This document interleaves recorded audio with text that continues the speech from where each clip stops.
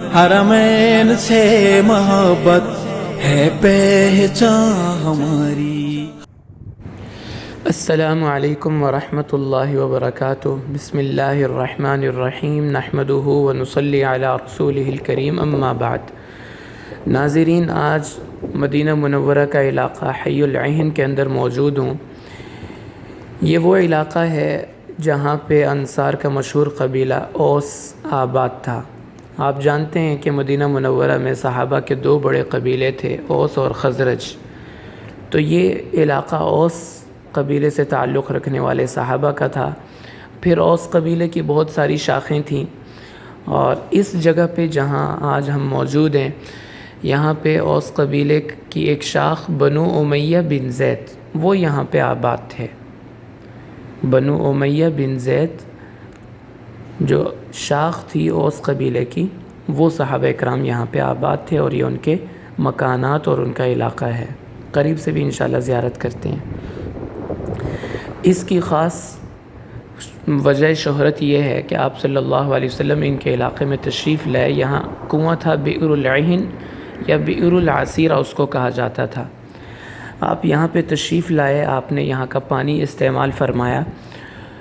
تو یہ کنواں اب بھی موجود ہے، تقریباً 50-60 سال پہلے تک اس کا پانی استعمال ہوتا تھا، اور موٹر کے ذریعے اس کا پانی نکالا جاتا تھا۔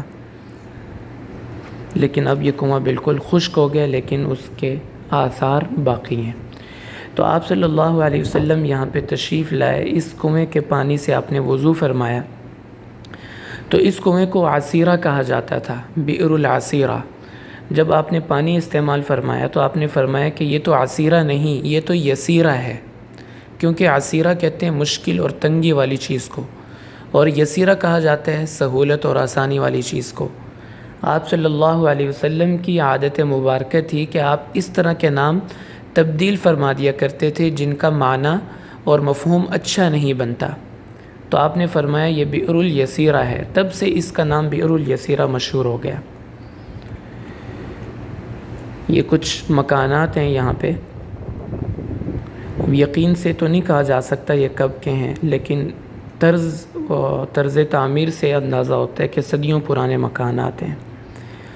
تو بہرحال یہ اس کنویں کا کچھ پس منظر تھا، اور یہ کنواں انہی مکانات کے درمیان میں واقع ہے۔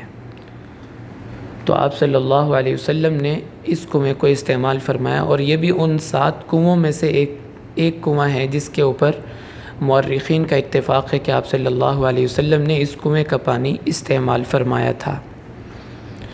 اور مشہور صحابی ابو سلمہ بنت عبد الاسد رضی اللہ تعالی عنہ، جو غزوہ احد میں شریک ہوئے اور شدید زخمی ہوئے، اور جب ان کو واپس اس علاقے میں لایا گیا، ان کا اسی علاقے سے تعلق تھا، اسی قبیلے سے، تو جب یہاں پہ واپس تشریف لائے، یہاں پہ پہنچے تو ان کی شہادت ہو گئی۔